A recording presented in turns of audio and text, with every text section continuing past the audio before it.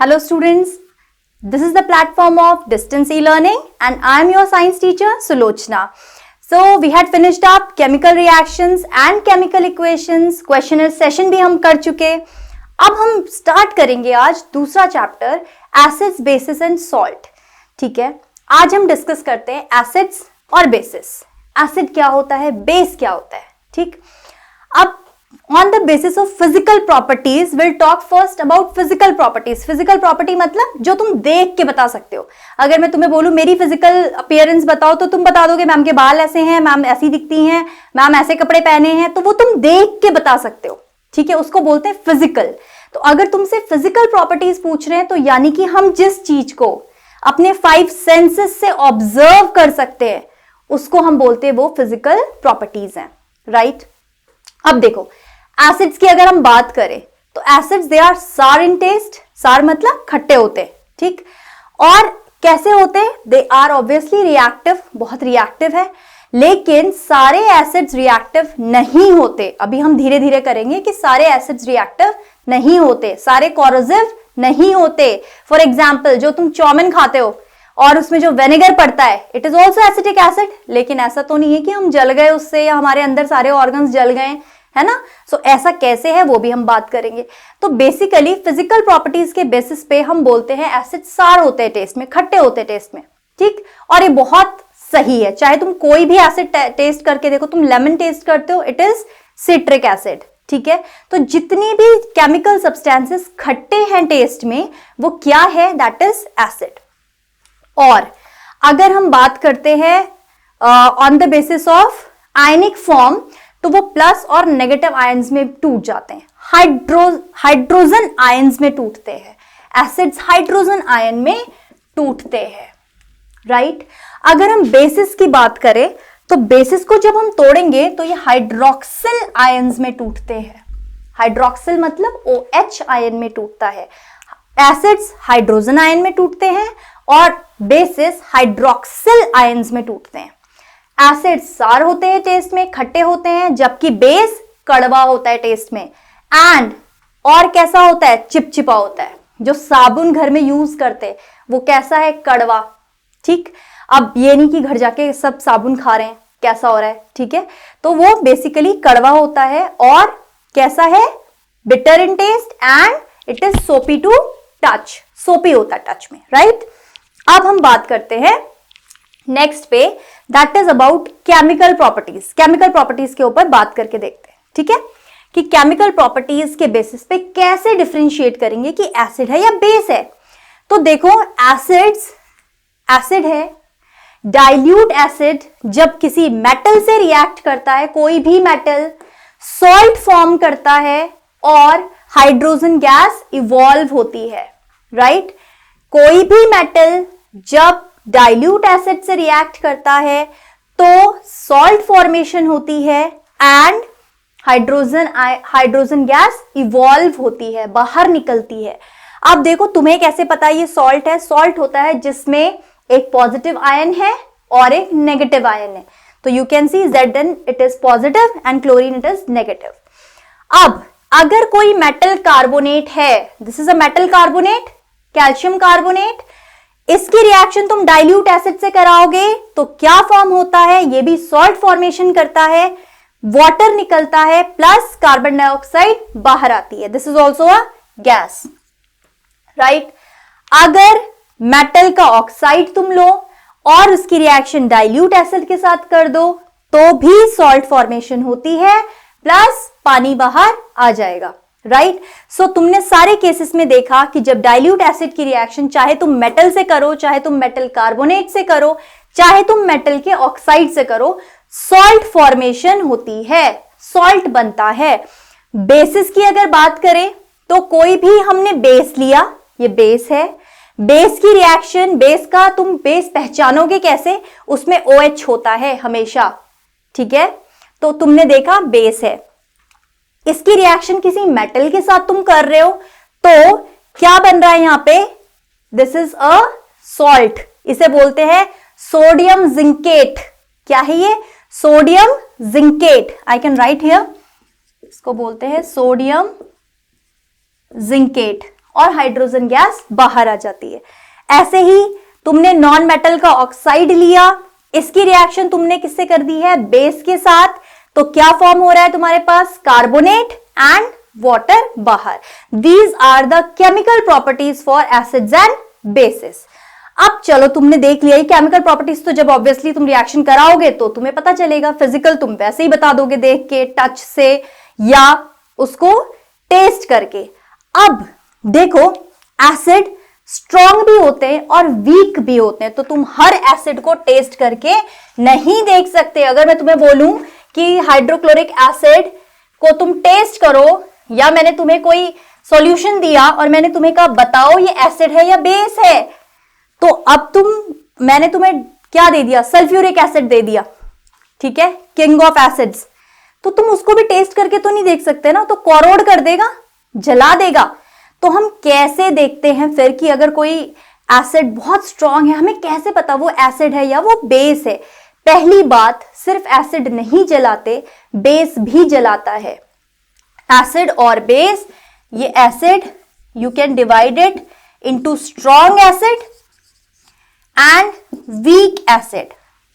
Strong acid क्या होता है, स्ट्रॉन्ग एसिड वो होता है, केमिस्ट्री के लैंग्वेज में बात करेंगे यहां पर, स्ट्रॉन्ग एसिड वो होता है जिसको अगर तुम पानी में डिसॉल्व करो तो वो पूरी तरह से हाइड्रोजन आयन में टूट जाता है, वो पूरी तरह से हाइड्रोजन आयन में टूट जाता है, तो हम बोलते हैं कि वो स्ट्रॉन्ग एसिड है।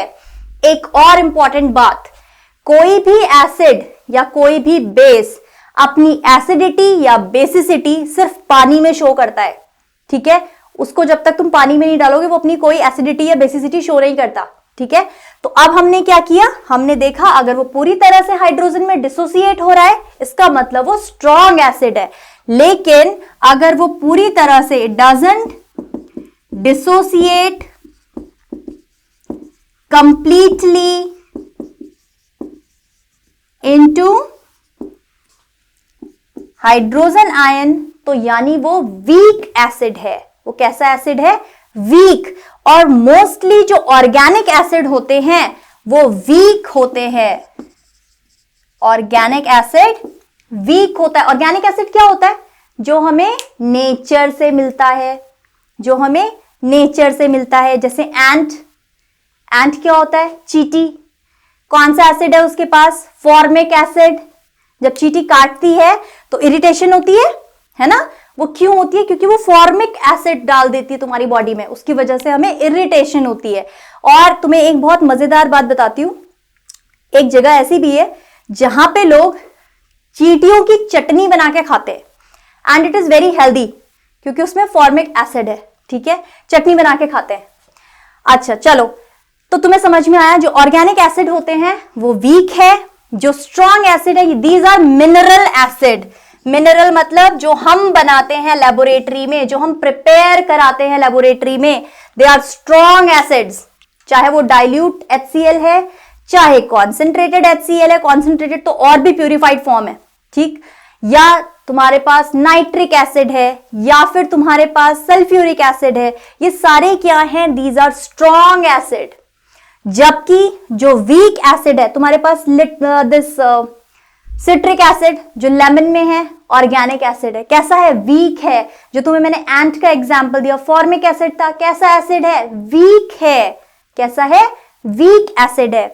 अच्छा, तो ये वीक थे तो तुमने चलो टेस्ट करके पता लगा लिया, लेकिन अगर स्ट्रॉन्ग है तो हम कैसे बताएंगे। स्ट्रॉन्ग एसिड्स के लिए वी यूज इंडिकेटर्स। हम क्या यूज करते हैं, इंडिकेटर्स। सबसे पहले एक साइंटिस्ट थे जिनको हम आज तक याद करते हैं, जिन्होंने हमें पीएच बताया कि पीएच भी कोई चीज होती है। पीएच क्या होता है, पीएच हमें हाइड्रोजन आयन का कॉन्सेंट्रेशन बताता है, किसी भी एसिड में या बेस में वो हाइड्रोजन आयन का कॉन्सेंट्रेशन बनाता है। अब देखो, एक साइंटिस्ट थे, देखो बात करते हैं, पहले इसको थोड़ा सा डिटेलिंग ले लेते हैं। देखो, एक साइंटिस्ट थे, उनका नाम था सोरेनसन, ठीक है। इन्होंने पीएच स्केल दिया, इन्होंने पीएच स्केल दिया। क्या था ये पीएच स्केल, एक स्केल है, ये तुम्हें लैब में इजीली दिख जाएगा, ठीक है।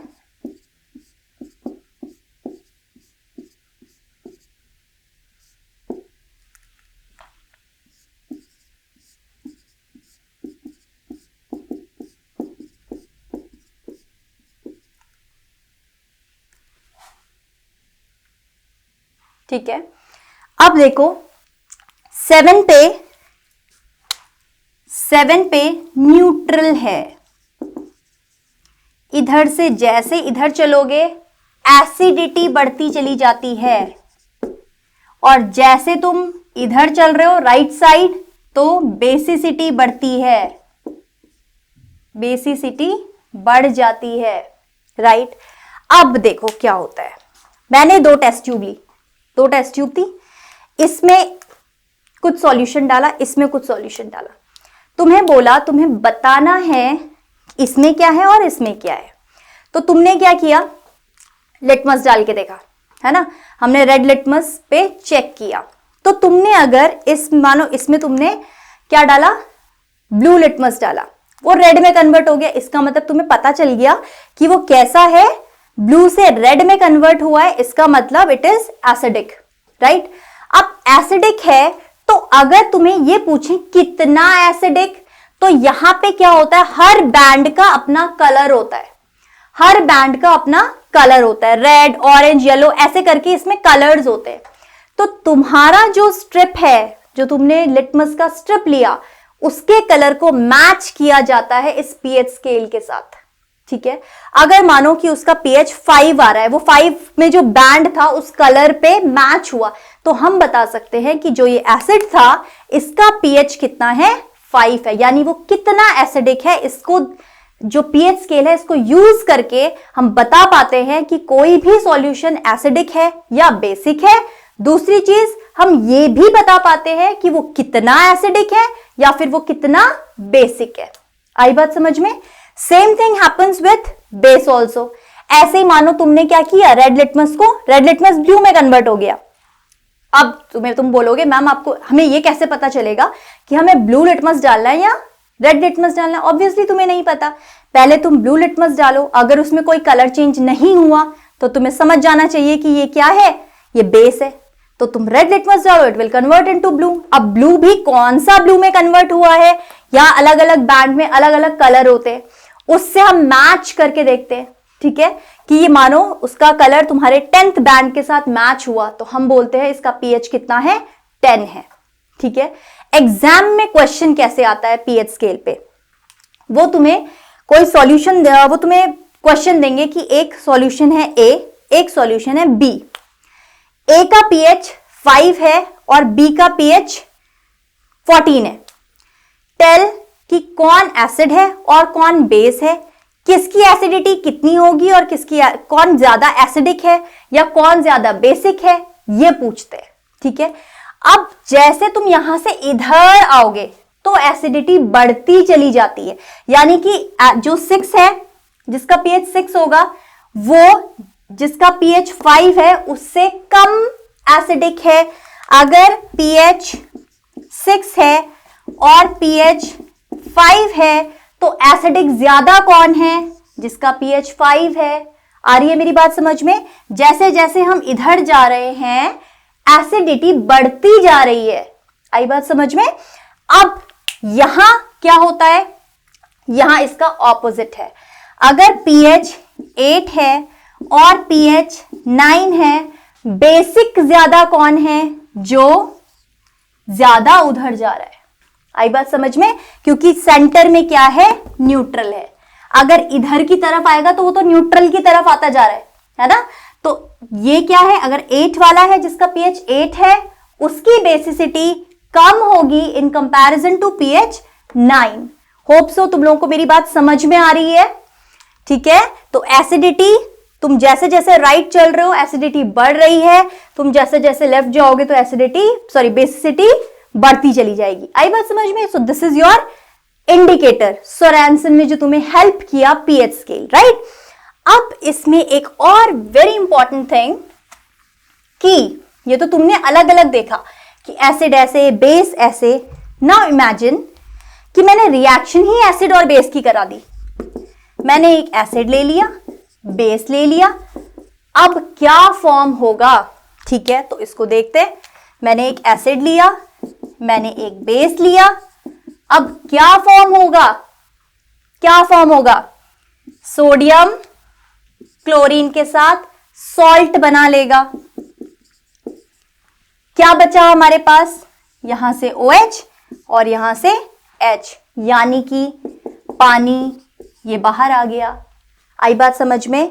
अगर एसिड और बेस रिएक्ट करते हैं तो सॉल्ट फॉर्म होता है प्लस वाटर। यहां पे एसिड लिया, बेस लिया, क्या बन रहा है हमारे पास? सोडियम क्लोरीन के साथ सॉल्ट बना रहा है और बचा क्या?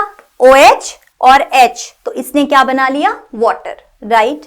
अब देखो क्या होता है, ये जो रिएक्शन होती है, पहली बात इसको याद रखना, दिस इज न्यूट्रलाइजेशन रिएक्शन।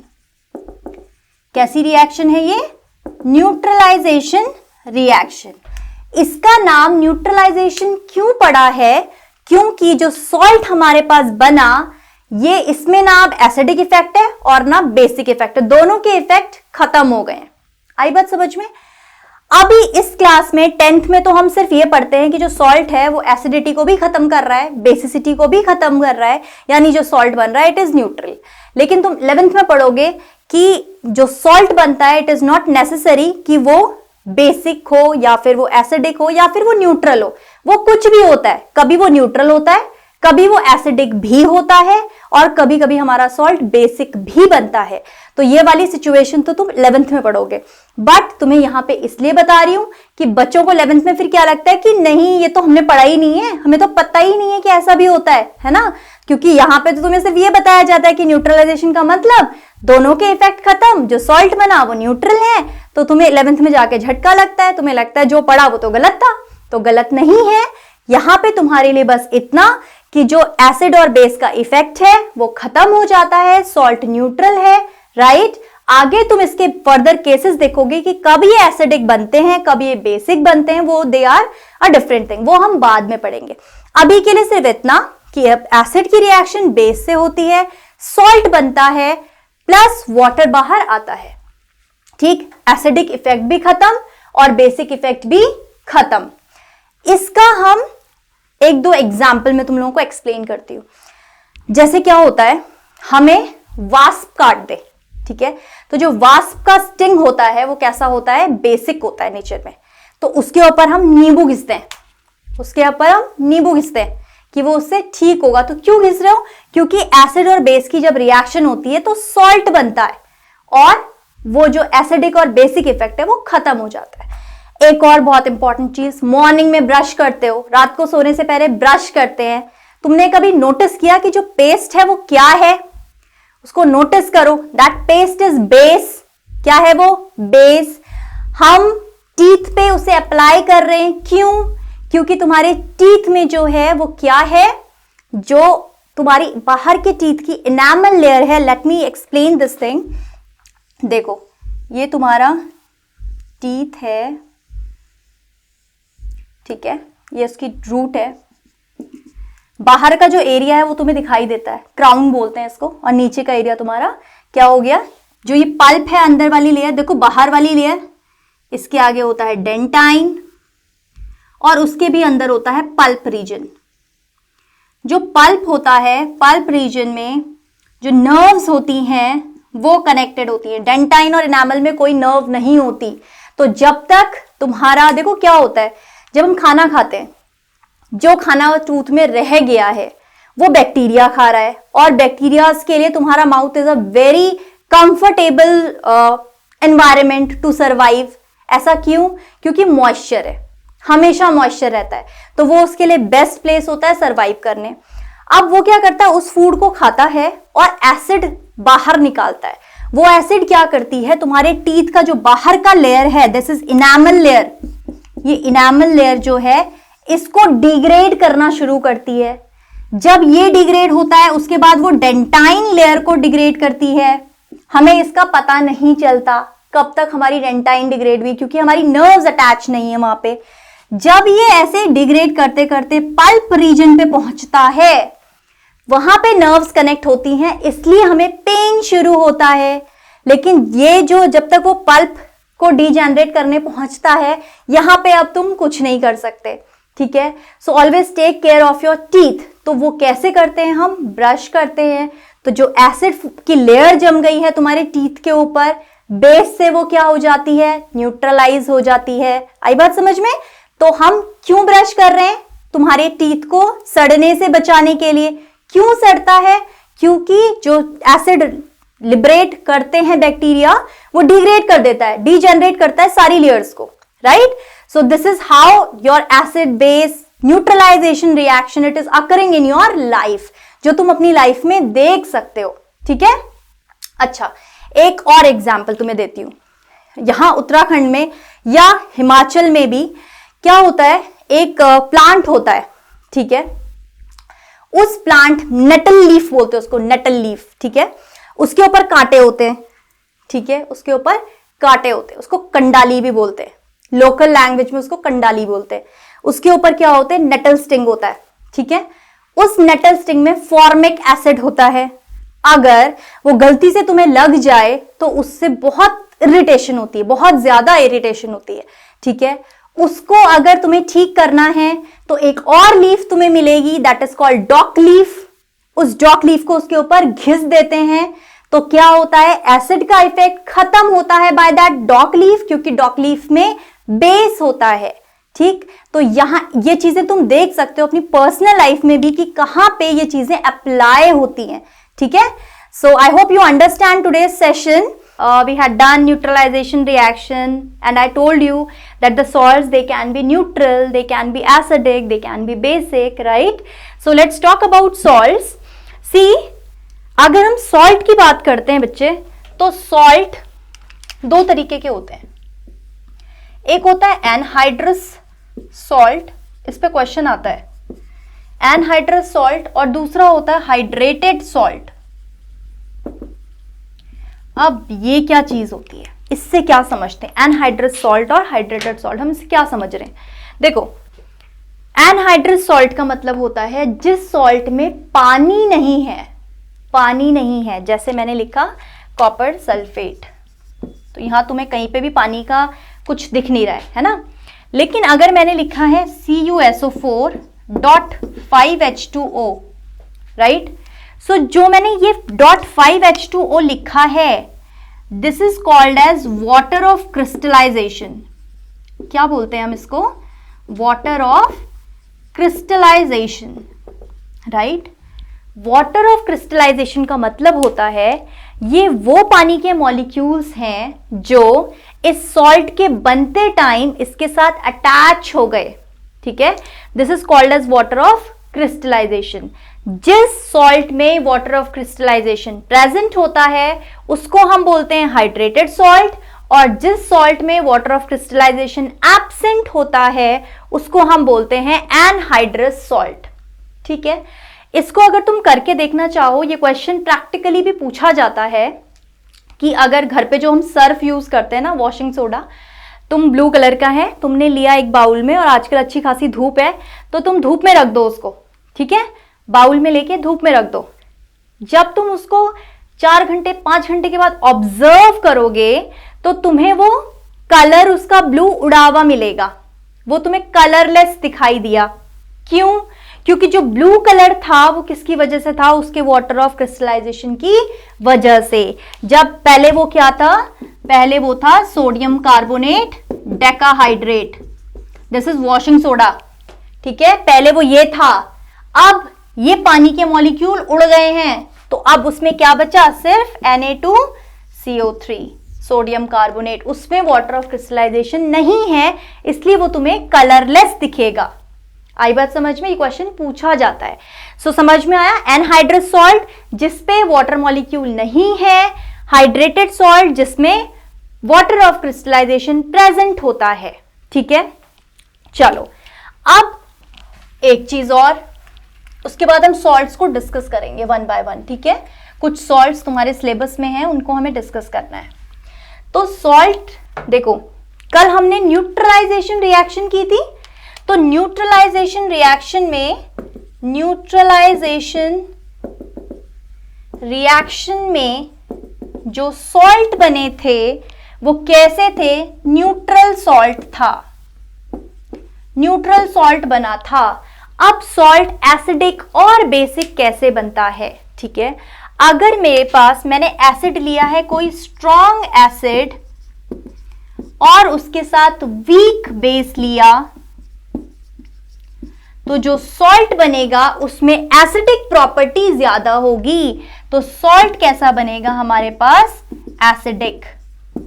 आई बात समझ में? क्यों बना एसिडिक? क्योंकि हमने स्ट्रॉन्ग एसिड लिया। अगर हम स्ट्रॉन्ग एसिड ले रहे हैं, वीक बेस ले रहे हैं, तो जो सॉल्ट बनता है उसमें एसिडिक प्रॉपर्टी ज्यादा होती है, राइट? अब अगर मैंने इसका उल्टा किया, मैंने वीक एसिड लिया और स्ट्रॉन्ग बेस लिया, तो जो मेरे पास सॉल्ट बनेगा वो कैसा बनेगा? Basic, right? और वाटर मॉलिक्यूल्स तो तुम्हें पता है निकलते हैं बाहर, राइट? सो क्या है? सॉल्ट न्यूट्रल बनता है जब तुम्हारा एसिड और बेस, न्यूट्रल कब बनता है? जब हमारा एसिड और बेस दोनों एक जैसे हैं, या तो स्ट्रॉन्ग एसिड स्ट्रॉन्ग बेस है या वीक एसिड वीक बेस है, तो जो सॉल्ट बनेगा वो न्यूट्रल बनेगा, है ना? कोई भी अपने आप को क्या नहीं कर पाएगा, डोमिनेटिंग नेचर नहीं शो होगा उसका, ठीक है? तो न्यूट्रल हो गया, राइट? वो एक दूसरे की प्रॉपर्टी को सप्रेस कर देते। अब जो न्यूट्रल है, न्यूट्रल मतलब ना वो एसिडिक है ना वो बेसिक है ना? तो न्यूट्रल कैसे बनता है? जब strong acid strong base combine हुआ, वो जो फॉर्म करेगा सॉल्ट वो न्यूट्रल होगा। या फिर अगर वीक एसिड लिया वीक बेस लिया, जो सॉल्ट फॉर्म होगा वो कैसा होगा? न्यूट्रल होगा, राइट? इतनी बात समझ में आई? अब हम एक एक करके सॉल्ट्स को डिस्कस करेंगे, ठीक है? तो अब तुम्हारे पास एग्जाम में पहले समझो कि क्वेश्चन आएगा कैसे, सॉल्ट्स पे क्वेश्चन आता कैसे है। सॉल्ट्स में क्वेश्चन पूछते हैं लैब प्रिपरेशन, किसी भी सॉल्ट को देंगे उसकी लैब प्रिपरेशन पूछते हैं, उसके यूजेस पूछते हैं, केमिकल फॉर्मूला पूछते हैं, ठीक है? केमिकल नेम पूछते हैं, राइट? और कॉमन नेम भी पूछते हैं, कॉमन नेम भी पूछते हैं। तो अब जब हम सॉल्ट करेंगे तो सॉल्ट का common name, chemical formula, chemical name सब करेंगे, क्योंकि ये भी पूछा जाता है एग्जाम में, राइट? चलो फिर एक एक करके हम सॉल्ट्स लेते हैं। फर्स्ट सॉल्ट जो हमने कल न्यूट्रलाइजेशन रिएक्शन किया है उसी से बनता है sodium chloride. So your first salt is sodium chloride. कैसे बनता है? जब हम HCl लेते हैं, this is it's lab preparation. HCl लिया, इसका NaOH के साथ रिएक्शन करवाते हैं, क्या बना हमारे पास? NaCl and water. HCl क्या होता है? Hydrochloric acid. NaOH क्या होता है? Sodium hydroxide. क्या बना मेरे पास? Sodium chloride and this is your water. This is the formula, chemical formula. ये क्या है मेरे पास? Chemical formula. अगर केमिकल नेम पूछते हैं तो वो क्या है? Sodium chloride. अगर तुमसे कॉमन नेम पूछते हैं तो its common name is table salt, ठीक है? जो घर में नमक यूज करते हैं, कॉमन सॉल्ट, टेबल सॉल्ट, कुछ भी बोल सकते हैं, ठीक है? सो यहां से हमारे पास सोडियम क्लोराइड बना। अब ये तो मैंने तुम्हें लैब प्रिपरेशन बताई सोडियम क्लोराइड की, बट एक्चुअली सोडियम क्लोराइड हमें और तरीके से भी मिल जाता है। जैसे गांधी जी ने क्या किया था? डांडी मार्च, बहुत सारा नमक बनाया था। कैसे? By evaporation. किसका? ओशन वाटर का, है ना? क्योंकि उसमें बहुत सारा सॉल्ट प्रेजेंट है, तो वो भी एक वे है to get the sodium chloride, ठीक है? ऐसे ही रॉक सॉल्ट होता है, it is black in colour, black और ब्राउन इन कलर। वो भी it is also salt and very healthy salt, right. So salt के बहुत अलग अलग तरीके हैं, तुम्हें एग्जाम में वो सॉल्ट के अलग अलग तरीके नहीं पूछे जाते, सिर्फ लैब प्रिपरेशन पूछी जाती है। बट तुम्हें पता होना चाहिए कि सिर्फ यही नहीं होता, हम सॉल्ट को अलग अलग तरीके से भी प्रोड्यूस करवा सकते हैं, right. So this is the salt. अब इसके यूजेस कहाँ पे हैं? ऑब्वियसली खाने में, अचार बनाने में, है ना, ये सारे इसके क्या हैं, यूजेस है, कहाँ कहाँ हम इसको यूज कर रहे हैं। So it is the basic salt, बहुत सिंपल और बहुत इजी है। इसके बाद जो दूसरा सॉल्ट आता है that is sodium hydroxide. Sodium hydroxide, इसका केमिकल नेम है sodium hydro oxide, right. Sodium hydroxide, इसका कॉमन नेम है कॉस्टिक सोडा। इसका कॉमन नेम है caustic soda. This is it's chemical formula, this is it's chemical name and this is it's common name. अब हम देखेंगे इसकी lab preparation, right. अब हम देखते हैं कि सोडियम हाइड्रोक्साइड या कॉस्टिक सोडा कैसे हम इसको प्रोड्यूस करवाते हैं। तो इसकी लैब प्रिपरेशन होती है, सोडियम क्लोराइड को अगर हम हाइड्रोलाइज कर दें, पानी घोल दें सोडियम क्लोराइड के साथ, तो हमारे पास सोडियम हाइड्रोक्साइड बनता है, प्लस क्लोरीन गैस निकलती है और हाइड्रोजन गैस निकलती है। इस प्रोसेस को क्लोर एल्कली प्रोसेस भी कहते हैं। क्लोर एल्कली प्रोसेस भी कहते हैं। क्यों बोलते हैं क्लोर एल्कली प्रोसेस? क्लोर मतलब क्लोरीन और एल्कली क्या होता है? दिस। अच्छा, एक बहुत इंटरेस्टिंग थिंग, एल्कली बेस जो होते हैं, alkali is also base, right. But alkali और बेस में क्या डिफरेंस होता है? ये क्वेश्चन एग्जाम में पूछा गया है कि इज ऑल एल्कली बेस और you can say that alkalis are base. इस तरीके से क्वेश्चन पूछा जाता है कि क्या सारे एल्कली बेस होते हैं या सारे बेस एल्कली होते हैं, ऐसा होता है, पूछा जाता है क्वेश्चन। सो एल्कली का मतलब बेस नहीं होता, बेस का एक पार्ट है एल्कली। अगर बेस ऐसे समझ लो, अगर बेस ये पूरा है तो एल्कली इसका सिर्फ एक छोटा सा पार्ट है, राइट। एल्कली वो बेस होते हैं जो पानी में डिसॉल्व हो जाते हैं, उसको हम बोलते हैं एल्कली, राइट। और सारे बेसेस एल्कली नहीं होते, कुछ बेस इसमें डिसॉल्व नहीं होके बल्कि किस में डिसॉल्व होते हैं? ऑर्गेनिक सॉल्वेंट में, जैसे बेंजीन, राइट, वो बेंजीन में डिसॉल्व होता है, ऑर्गेनिक सॉल्वेंट में डिसॉल्व होते हैं। तो हम ये नहीं कह सकते कि जितने भी एल्कली हैं सब बेस हैं। ये तो तुम कह सकते हो कि एल्कली बेस होते हैं, लेकिन हम ये नहीं कह सकते कि सारे बेस एल्कली होते हैं, राइट। एल्कली सारे बेस हैं, ठीक है। ये थोड़ा सा इसको ढंग से दिमाग में बैठा लो, सारे एल्कली बेस हैं, ठीक है, but all bases are not alkali, क्योंकि बहुत सारे बेसिस ऐसे भी हैं जो ऑर्गेनिक सॉल्वेंट में डिसॉल्व होते हैं। जैसे बेंजीन है, वो क्या है? ऑर्गेनिक सॉल्वेंट है। तो कुछ तुम्हारे बेस ऐसे हैं जो पानी में डिसॉल्व नहीं होते बल्कि किस में डिसॉल्व हो जाते हैं? ऑर्गेनिक सॉल्वेंट्स में। आई बात समझ में? तो ये क्वेश्चन इसके साथ तुमको दिमाग में रखना है, ठीक है। ये क्वेश्चन बहुत बार एग्जाम में आ चुका है, बोर्ड एग्जाम में। अच्छा, अब ये प्रोसेस समझ में आया तुम्हें कि इसे क्लोर एल्कली प्रोसेस क्यों कह रहे हैं? क्लोर एल्कली प्रोसेस इसलिए कह रहे हैं क्योंकि इसमें क्लोरीन क्या हो रही है? इवॉल्व हो रही है, along with it sodium hydroxide which is an alkali, ये फॉर्म हो रहा है, ठीक है। सोडियम हाइड्रोक्साइड हाइड्रोलाइज हो जाता है, पानी में घोलोगे तो घुल जाता है। अच्छा, अब ये जो सोडियम हाइड्रोक्साइड इसको यूज कहाँ करते हैं हम, ठीक है। तो it can be used in fire extinguishers, right. इसको फायर एक्सटिंग्विशर्स में यूज किया जाता है। इसके बाद हम बात करते हैं दूसरे सॉल्ट की, दैट इज ब्लीचिंग पाउडर, जो घर में तुम लोगों ने देखा है। ब्लीचिंग पाउडर इसका कॉमन नेम है, एक्चुअली इसका केमिकल नेम है calcium oxychloride. This is it's chemical formula, calcium oxychloride, right. अच्छा, बनता कैसे है? लैब प्रिपरेशन कैसे है? अगर हम कैल्शियम हाइड्रोक्साइड को which is called as slaked lime, इसको हम स्लेक्ड लाइम बोलते हैं, स्लेक्ड लाइम नाम से भी ये मिलता है लैब में। तो कैल्शियम हाइड्रोक्साइड हमने लिया और क्लोरीन से इसकी रिएक्शन करवा दी, क्लोरीन इसमें पास करवाई, हमारे पास क्या बना है, कैल्शियम ऑक्सीक्लोराइड बना, along with it water moisture भी हमारे साथ बाहर आ गया इसमें। अब ये जो कैल्शियम ऑक्सीक्लोराइड बना है ये क्या है, it is bleaching powder, right.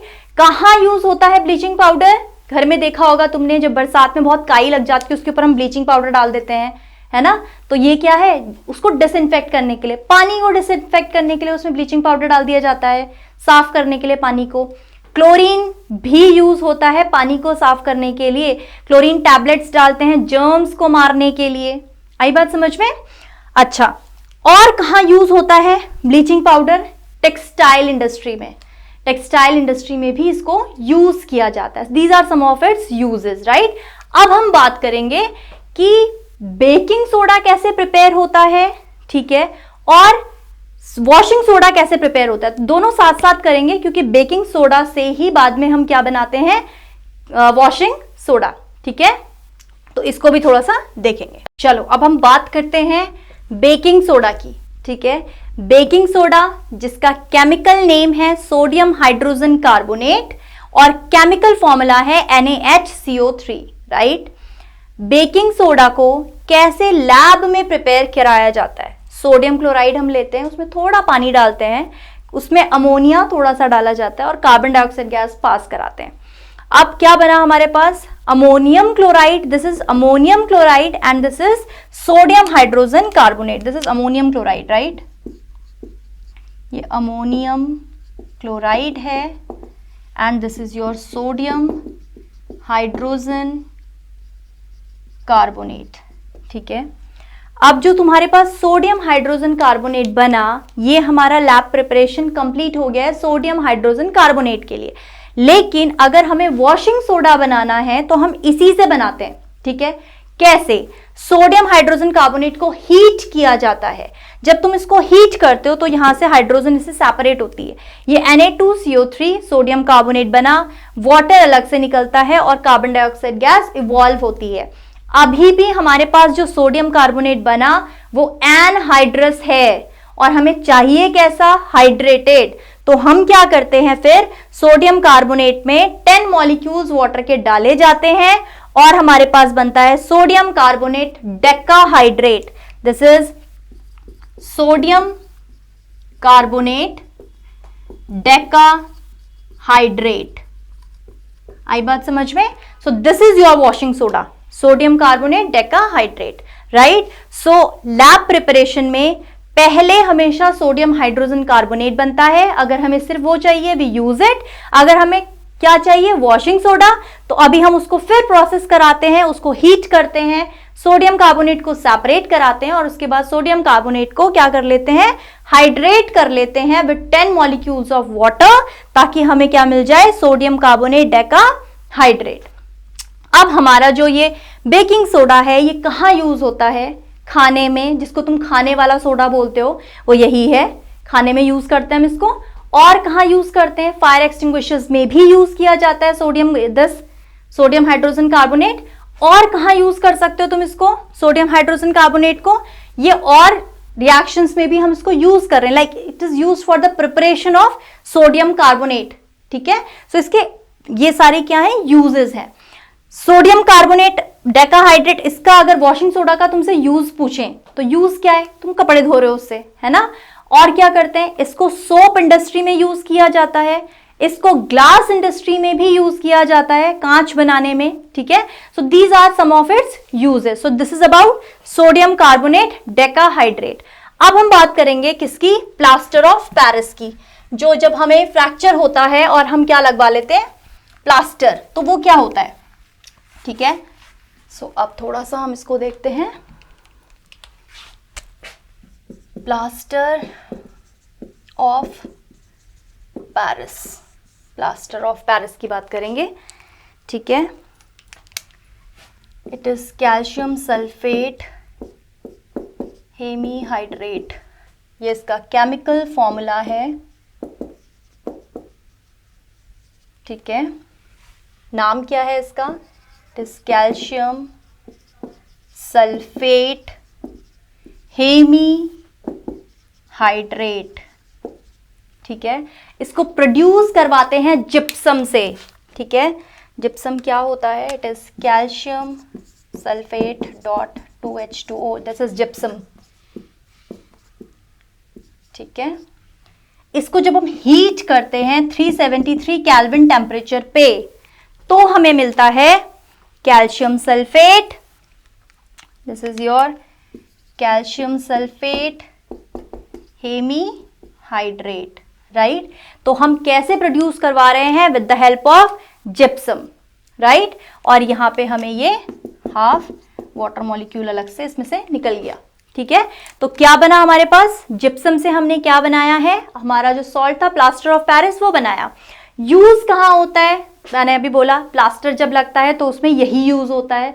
और टू मेक स्टैच्यूज, तो इसके काम क्या है? एक तो डॉक्टर्स इसको यूज कर रहे हैं फॉर अप्लाइंग दिस जो फ्रैक्चर होता है उसके ऊपर प्लास्टर ऑफ पेरिस अप्लाई कर दिया जाता है। और कहाँ यूज हो रहा है? स्टैच्यूज बनाने में, ठीक है। So these are its uses, calcium sulphate hemihydrate, right. So this is all for today's session.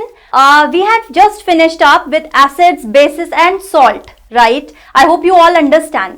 So let's do a quick revision. So acids we had done, bases we have done, salts we have done, right? So acids होते क्या है? Chemistry की language में acids होते क्या हैं? Acids वो chemical compounds हैं जो हाइड्रोजन को में डिसोसिएट होते हैं। जब हम उसको पानी में डिसॉल्व करते हैं तो वो हाइड्रोजन आयन में डिसोसिएट हो जाते हैं, टूट जाते हैं। Then we say that it is the acid, right. Like hydrochloric acid, sulphuric acid, this all we have done. Then हम बोलते हैं बेस क्या होता है? बेस फिजिकल प्रॉपर्टी के according, just try to remind, अगर हम फिजिकल प्रॉपर्टी की बात कर रहे हैं तो क्या होता है बेस? जो कैसा होता है? बिटर इन टेस्ट, है ना, एंड सोपी टू टच, राइट।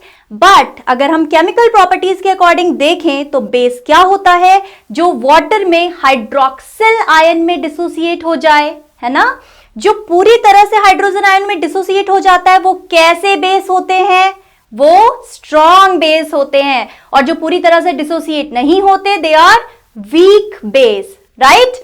ऐसे ही एसिड्स का भी था, अगर पूरी तरह से हाइड्रोजन आयन में डिसोसिएट हो रहा है तो वो कैसा एसिड है? Strong acid. अगर वो पूरी तरह से हाइड्रोजन आयन में डिसोसिएट नहीं हुआ तो कैसा एसिड है? Weak acid. All this we have done, है ना। फिर हमने सॉल्ट्स भी किए कि अगर एसिड और बेस की रिएक्शन करवा रहे हैं, सॉल्ट फॉर्मेशन हो रही है ना, हाइड्रोजन लिबरेट हो रही है। फिर न्यूट्रल सॉल्ट क्या होते हैं, एसिडिक सॉल्ट क्या होते हैं, बेसिक सॉल्ट क्या होते हैं, ये सारी चीजें हम कर चुके हैं, राइट। अब हम थोड़ा सा क्वेश्चंस पे आते हैं, ठीक है। एग्जाम में क्वेश्चन कैसे पूछा जाता है। सो फर्स्ट क्वेश्चन की बात करो, why should curd and sour substances not be kept in brass and copper vessels. अगर हमें कर्ड या कोई भी खट्टा चीज को स्टोर करना है तो हम कभी भी उसको ब्रास या कॉपर वेसल में स्टोर नहीं करते। ऐसा क्यों करते हैं? इसका रीजन है। क्या रीजन है? कि अगर हमने कर्ड को या किसी सार सब्सटेंस को तुमने इन वेसल्स में क्या किया, स्टोर, तो क्या होगा? जो सॉल्ट बनेगा that will be poisonous. Food poisoning होने के चांसेस होते हैं। आई बात समझ में? इसलिए हम इसको कभी भी कर्ड या सार सब्सटेंसेस को हम ब्रास या कॉपर वेसल में स्टोर नहीं करते। आई बात समझ में? नेक्स्ट है, while diluting an acid, why is it recommended that the acid should be added to water and not water to the acid? हमें one and the same thing लग रहा है। हमें one and the same thing कैसे लग रहा है कि अगर हम एसिड को पानी में डालें या पानी को एसिड में डालें, बात तो एक ही लग रही है ना तुम्हें, लेकिन एक्चुअली ऐसा नहीं है। देखो, ये मेरे पास पानी है, ठीक है, दिस इज वाटर, राइट। अगर मैंने दूसरे में मैंने ले लिया एसिड, ये था मेरे पास एसिड। अब क्या हुआ? मैंने यहां पे ड्रॉपर से ड्रॉप बाय ड्रॉप क्या डालना शुरू किया? एसिड, है ना। और अगर तुमने यहां पे पानी डाला, चाहे तुम ड्रॉप बाय ड्रॉप डालो, तो क्या होगा, है ना। अब देखो क्या होगा। अगर मैंने पानी लिया, सोचो, मैंने इमेजिन करो मैंने 100 ml पानी ले लिया, उसमें मैंने ड्रॉप बाय ड्रॉप एसिड डाल रही हूं। एक ड्रॉप एसिड डाला, मैंने उसको स्टेयर कर लिया, फिर मैंने एक ड्रॉप एसिड डाला, स्टेयर कर लिया, तो क्या हो रहा है कि एसिड तो इसके साथ क्या हो जा रहा है, मिक्सअप हो जा रहा है। ये एक्सप्लोजन शो नहीं करता, हम एसिड्स को डाइल्यूट ऐसे करते हैं, ठीक है। अब अगर मैं इसका उल्टा कर रही हूं, मैंने क्या किया, एसिड लिया 100 ml और उसमें पानी की ड्रॉप्स डालनी शुरू कर दी, 1 ड्रॉप डाली, 2 ड्रॉप डाली, क्या होगा, जैसे ही तुम फर्स्ट ड्रॉप डालोगे एक्सप्लोजन होगा, तुम्हारा टेस्ट ट्यूब बर्स्ट हो जाएगा। क्यों? क्योंकि ऑलरेडी उसमें बहुत सारा एसिड था और तुमने पानी डाला है, रिएक्शन करेगा और तुम्हारी टेस्ट ट्यूब ब्लास्ट, ठीक है। तो अगर हमें एसिड को डाइल्यूट करना हो तो हम कभी भी ऐसे डाइल्यूट नहीं करते। हम एसिड्स को डाइल्यूट कैसे करते हैं, पानी में एसिड को डाला जाता है drop by drop with steering, ठीक है, क्योंकि ये एक्सोथर्मिक रिएक्शन है, स्टीयर करना पड़ता है, ठीक है, तो हम एसिड को डाइल्यूट कर पाते हैं। आई बात समझ में? अब आ जाओ नेक्स्ट क्वेश्चन पे। What does a milkman add to the milk so that it remain fresh in summer? Summer season में तुमने देखा होगा जब बहुत देर तक तुम दूध को रखते हो मोस्टली खराब हो जाता है ना। तो मिल्कमैन जो होता है वो कैसे उसको फ्रेश रखता है, ठीक है, तो वो क्या करता है, थोड़ा सा बेकिंग सोडा इसमें डाल देता है। कल हमने किया है सोडियम हाइड्रोजन कार्बोनेट, वो इसमें थोड़ा सा डाल देता है। उसको डालने के बाद तुम्हारा जो मिल्क है it is fresh, right. So all these 3 questions are clear. Now we will move forward with question number 4, right. अब आते हैं हम नेक्स्ट क्वेश्चन पे, ठीक है। क्वेश्चन कह रहा है why does distilled water not conduct electricity whereas rain water does? अगर हम डिस्टिल्ड वाटर पे इलेक्ट्रिसिटी कंडक्ट कराने की कोशिश करें तो डिस्टिल्ड वाटर इलेक्ट्रिसिटी को कंडक्ट नहीं करता, लेकिन अगर तुम रेन वाटर यूज करो या तुम्हें एग्जाम में टैप वाटर दें, चाहे रेन वाटर आए एग्जाम में चाहे टैप वाटर आए, ठीक है, क्वेश्चन कैसे भी घुमा सकते हैं। दे कैन आस्क यू कि टैप वाटर है वो इलेक्ट्रिसिटी कंडक्ट कर रहा है लेकिन डिस्टिल्ड वाटर नहीं करता, या फिर रेन वाटर इलेक्ट्रिसिटी कंडक्ट करता है बट तुम्हारा जो डिस्टिल्ड वाटर है ये इलेक्ट्रिसिटी कंडक्ट नहीं कर रहा। क्यों? तो रीजन क्या है, देखो, इलेक्ट्रिसिटी कैसे कंडक्ट होगी जब तक उसके पास पॉजिटिव या नेगेटिव आयंस नहीं होंगे। इलेक्ट्रिसिटी तभी कंडक्ट होती है जब उसके पास फ्री क्या हो, आयंस हो, राइट। तो अब तुम टैप वाटर लो चाहे रेन वाटर लो, उसमें क्या होता है, सॉल्ट्स प्रेजेंट होते हैं, उसकी वजह से जब हम इलेक्ट्रिसिटी पास करते हैं तो वो सॉल्ट टूटते हैं पॉजिटिव और नेगेटिव आयन में, तो वहां पे इलेक्ट्रिसिटी कंडक्ट करने के लिए पॉजिटिव और नेगेटिव आयन प्रेजेंट हैं। But distilled water pure water है, बिल्कुल प्योर फॉर्म वाटर की, इसमें कोई तुम्हें पॉजिटिव नेगेटिव आयंस नहीं मिलेंगे। तो जब वो है ही नहीं तो वो इलेक्ट्रिसिटी कंडक्ट कैसे करेगा, ठीक है। इसलिए क्वेश्चन भी ये क्वेश्चन बहुत बार पूछ चुके हैं, ये फिजिक्स में भी पूछा जाता है कि जो डिस्टिल्ड वाटर है वो इलेक्ट्रिसिटी कंडक्ट नहीं करता लेकिन टैप वाटर इलेक्ट्रिसिटी कंडक्ट करता है। कभी कभी क्वेश्चन पूछते हैं कि डिस्टिल्ड वाटर इलेक्ट्रिसिटी कंडक्ट नहीं कर रहा है, अगर हम चाहते हैं वो इलेक्ट्रिसिटी कंडक्ट करे तो हम क्या करेंगे, हम उसमें थोड़ा सा एसिड डाल देते हैं। तुम ड्रॉप्स में एसिड डाल दो, उसमें 2 ड्रॉप्स और 3 drops, it will start conducting electricity, right. So हमें क्या करना पड़ता है, उसको पॉजिटिव नेगेटिव आयंस प्रोवाइड करने पड़ते हैं। आई बात समझ में? तो ये रीजन है कि डिस्टिल्ड वाटर इलेक्ट्रिसिटी कंडक्ट नहीं करता, पर रेन वाटर या टैप वाटर दोनों ही इलेक्ट्रिसिटी कंडक्ट करते हैं। नेक्स्ट क्वेश्चन है write word equation and then balance them. अब यहां से ऐसे क्वेश्चन तुमको आएंगे, यहां से और मेटल्स नॉन मेटल्स से, जहां पे तुम्हें रिएक्शन कंप्लीट भी करनी होती है। यहां पे देखो, dilute sulphuric acid reacts with zinc granules, क्या बनेगा उन्होंने नहीं बताया, उन्होंने तुम्हें सिर्फ बोला है कि ये वर्ड इक्वेशन को कंप्लीट करना है और उसको बैलेंस भी करना है। तो अब यहां देखो, अब इसमें मोस्टली जो तुम लैब प्रिपरेशन वगैरह कर किया है हमने, वो वाली रिएक्शंस यहां आती हैं। तो डाइल्यूट सल्फ्यूरिक एसिड लिया, सल्फ्यूरिक एसिड इज H2SO4, ठीक, तुमने लिया, प्लस रिएक्शन करवा रहे हो किसके साथ, जिंक ग्रैन्यूल्स के साथ। ग्रैन्यूल्स का मतलब होता है छोटी छोटी बॉल, ठीक है। तो हमें लैब में जो जिंक मिलता है वो बॉल्स की फॉर्म में होता है, छोटी छोटी बॉल्स होती हैं, जिंक ग्रैन्यूल। अब मैंने इसकी रिएक्शन करानी है, तुम्हें बोला है जब मेटल किसके साथ रिएक्ट करता है, किसी भी एसिड के साथ सॉल्ट फॉर्म करता है, सॉल्ट फॉर्म करेगा, यानी कि ये जिंक किसके साथ रिएक्ट करेगा, सल्फेट के साथ। क्या बनाएगा, जिंक सल्फेट प्लस हाइड्रोजन बाहर। ये हाइड्रोजन की क्या है, ये हाइड्रोजन का प्रिपरेटरी रिएक्शन भी है, लैब में भी इसको ऐसे ही प्रिपेयर किया जाता है। ये रिएक्शन बहुत बहुत बार पूछी जाती है एग्जाम में, ठीक है। सो ये तुम्हें कंप्लीट करने और बैलेंस करने के लिए आती है। अब यहां देखो, हाइड्रोजन 2 है, हाइड्रोजन 2 है, जिंक एक ही था मेरे पास, तो जिंक एक ही है, ठीक है। सल्फेट SO4 है, रेडिकल है, यहां पे SO4 क्या है, रेडिकल है, साथ में है। पूरी इक्वेशन बैलेंस है। अच्छा, मैंने एक वर्ड बोला रेडिकल, है ना, क्या समझते हैं हम रेडिकल से, क्या होता है रेडिकल, इसकी डिटेलिंग हम लोग करेंगे मेटल्स नॉन मेटल में, बट यहां पे आया है तो तुम समझ लो रेडिकल होता क्या है। जैसे हस्बैंड वाइफ किसी भी पार्टी में जा रहे हैं, साथ में जा रहे हैं, अलग अलग नहीं हो रहे हैं, है ना, ऐसे ही रेडिकल क्या होता है, दो एलिमेंट साथ में होते हैं, कंपाउंड फॉर्म हो रखा होता है उनका, और वो कभी एक दूसरे से अलग नहीं होते। वो जब भी किसी कंपाउंड को फॉर्म करेंगे तो दोनों साथ में जाएंगे, ठीक है।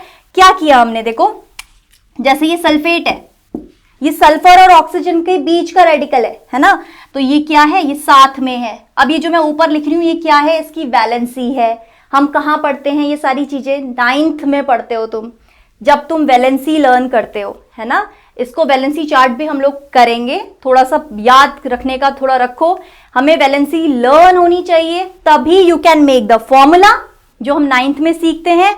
फॉर्मूला अगर तुम्हें बनाना नहीं आता तो फिर गड़बड़ हो जानी है, तो फॉर्मूला तो तुम्हें आना ही चाहिए। अभी इसके बाद में एक बार रिवाइज कराती हूं तुम्हें फॉर्मूला, ठीक है। तो यहां पे क्या है, जो ये सल्फेट है ये रेडिकल है, ठीक, ये साथ जाएगा, देखो यहां पे भी साथ में था, वहां भी साथ गया, ठीक है। ऐसे ही हाइड्रोक्साइड ये रेडिकल है, साथ चलेगा। कार्बोनेट है, ये भी रेडिकल है, साथ चलता है। नाइट्रेट है, ये भी रेडिकल है, साथ जाएगा। आई बात समझ में। तो ये जो रेडिकल्स होते हैं ये हमेशा साथ चलते हैं, दो एलिमेंट साथ में हैं और साथ में जाएंगे, अलग अलग नहीं होंगे, टूटेंगे नहीं, तो उसको हम रेडिकल बोलते हैं, राइट। अब यहां पे समझ में आ गई इक्वेशन। नेक्स्ट पे आओ, dilute hydrochloric acid reacts with iron, sorry. तो हमने क्या किया, हाइड्रोक्लोरिक एसिड लिखा, इसकी रिएक्शन हो रही है किसके साथ, आयरन के साथ।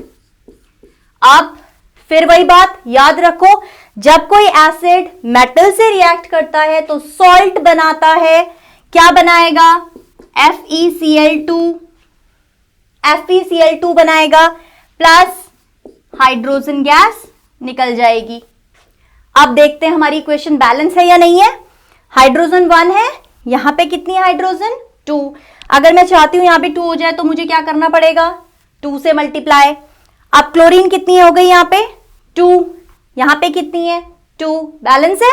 आयरन कितना है 1, यहाँ पे कितना है 1, यानी तुम्हारी इक्वेशन बैलेंस्ड है, राइट। अब एक बार हम फिर से सीखते हैं केमिकल फॉर्मूला कैसे बनता है, ठीक है। एक बार रिवाइज करा रही हूं, उसको प्लीज ध्यान से समझोगे, ठीक। देखो अब बात करते हैं कि कोई भी केमिकल फॉर्मूला कैसे बनता है, हम कैसे बनाते हैं केमिकल फॉर्मूला। सबसे पहली चीज, केमिकल फॉर्मूला बनाने के लिए तुम्हें सिंबल्स याद होने चाहिए, किसका क्या सिंबल है। सेकेंड चीज, वैलेंसी तुम्हें लर्न होनी चाहिए। अगर तुम्हें ये चीजें लर्न है तो तुम इजीली कोई भी केमिकल फॉर्मूला बना सकते हो। अब देखो, अब वैलेंसी आ रही है, 9th में हम वैलेंसी पढ़ते हैं। वैलेंसी होता क्या है, वैलेंसी किसे बोलते हैं, वैलेंसी होती है किसी भी एलिमेंट की इलेक्ट्रॉन्स को देने की या लेने की कैपेसिटी, वो उसकी वैलेंसी है, ठीक है। जैसे अगर तुम सोडियम को लो, एटॉमिक नंबर 11 होता है, अगर इलेक्ट्रॉनिक कॉन्फ़िगरेशन करोगे तो 281, इसका मतलब ये अगर अपना 1 इलेक्ट्रॉन दे दे तो ये स्टेबल हो जाएगा। इसकी इलेक्ट्रॉन देने की कैपेसिटी है, हाँ है, कितने इलेक्ट्रॉन्स दे सकता है 1, तो यानी कि ये इसकी वैलेंसी क्या हो जाएगी +1। ऐसे भी तुम लोग लर्न कर सकते हो। ऐसी अगर मैं बात करूं तुमसे मैग्नीशियम की, तो ये कितना होता है 12, कॉन्फ़िगरेशन करोगे तो 282, लास्ट में है 2, 2 इलेक्ट्रॉन्स देने की कैपेसिटी रखता है, इसका मतलब इसकी वैलेंसी कितनी होगी +2, राइट। अगर मैं कार्बन की बात करूं, कार्बन का एटॉमिक नंबर 6 होता है, कॉन्फ़िगरेशन करोगे तो 2 4। अब ये तो 4 है, हाफ फिल्ड है, ऑर्बिटल इसका हाफ फिल्ड है। क्या करेंगे, ये इलेक्ट्रॉन देगा या लेगा? ये ना इलेक्ट्रॉन पूरी तरह से दे सकता है ना ले सकता है, शेयरिंग करता है। ये भी हम लोगों ने किया था ना। तो इसकी जब वैलेंसी लिखते हैं तो +-4 लिखते हैं, +-4 वैलेंसी, राइट। अब अगर मैं क्लोरीन की बात कर लूं, यहां पे करते हैं, चलो 17 है एटॉमिक नंबर, 287। अब ये 7 इलेक्ट्रॉन्स देगा किसी को? नहीं देगा, उसे 1 इलेक्ट्रॉन चाहिए, लेना ले, वो बैलेंस ना स्टेबल ना हो जाए। क्यों देगा वो 7 इलेक्ट्रॉन, है ना, उसे 1 इलेक्ट्रॉन चाहिए। तो इसकी वैलेंसी क्या हो जाएगी, -1। आ रही है मेरी बात समझ में? नाइट्रोजन है, 7 इसका एटॉमिक नंबर है, 2 and 5 इलेक्ट्रॉन्स, क्या ये देगा? नहीं देगा।